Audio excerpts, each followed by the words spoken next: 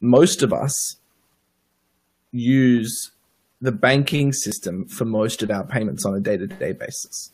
So when you log into your Chase account or your community bank account, you have a number that comes up.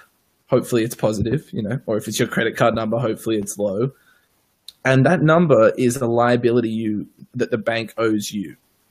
That isn't cash sitting in a vault that belongs to you. That is a liability of the bank to you. And think about this like a bookie. If you and a friend decide to do a trade between each other, but you both have relationships with a bookie, you can just ask the bookie to trade accounts between the two of you. You don't need to actually have any money. You can just move IOUs between the two of you on the bookie's balance sheet. The same thing happens with banks. When you pay someone else, the numbers change on the bank's scorecard, but they're not changing underlying cash or anything like that. So the thing that because most of us are fine on a day-to-day basis using bank deposits as our day-to-day money, including even as our savings, the banks end up capturing a lot of network effects of the payment system. But, and this is the crucial thing, around the world, most banking systems only have deposit insurance. That is to say, they pay into an insurance system that is ultimately backed by the government. In the event that a bank fails, their depositors, the customers, us, get made whole on our accounts, but only up to 150,000 in the US and a similar amount in other countries. So if you have millions and millions and millions of dollars, or if you are a money manager for a pension fund or something like that, you can't keep your cash float in a regular bank account because you might be sloshing around hundreds of billions of dollars in a day. And you might need to keep a few percent of that in cash just for your sort of day-to-day needs. But you can't keep a few $billion in a regular bank account and get insurance on that.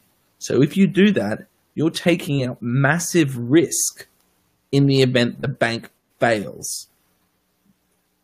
So what shadow banking is it's a way for these large institutional investors, think money managers who play around with 9-figure numbers on their bank accounts on behalf of either hedge funds or pension funds or just very large rich investors.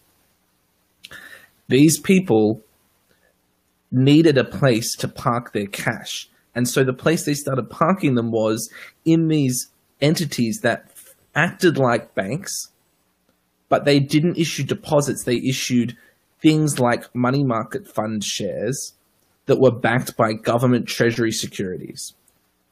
So the reason that banks are so special, apart from the fact that we all use them for payments, is they have access to the central bank. So they can always get liquidity from the central bank if they need it. They can always get cash to meet their overnight cash needs. Most of us don't get access to the central bank. It's a special club that only banks have access to. So the shadow banking system is a way to sort of backdoor entry to the central bank by using treasury securities as the underlying coin of the realm.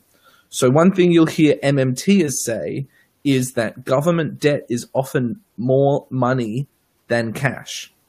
And that's because while we're all down on the ground like ants, moving around, $10 here, $1,000 there, these guys who are playing with hundreds of billions of dollars up in the air aren't using cash. They're not using quarters. They're not using nickels and dimes. They're using electronic accounts full of these treasury securities or liabilities of these shadow banking institutions that issue things that look like bank accounts but are backed by treasury securities. And these shadow banking institutions, it's important to note, are ultimately backed up by the banking system. So in '08, when these shadow banks started to go under, they all kind of shriveled up the next layer of the pyramid into the banking system. In the same way as when there's a bank run, the bank shrivels sort of up into the central bank. So the shadow banking system is separate to the regular banking system in the sense that it does different things and has different access to the central bank, but it's connected by the same companies. It's ultimately the sort of same mega company that runs it and a lot of banks. For example, Goldman Sachs has parts of it that you would call shadow banks, but also a regular commercial bank. So they are connected. Sorry. Go.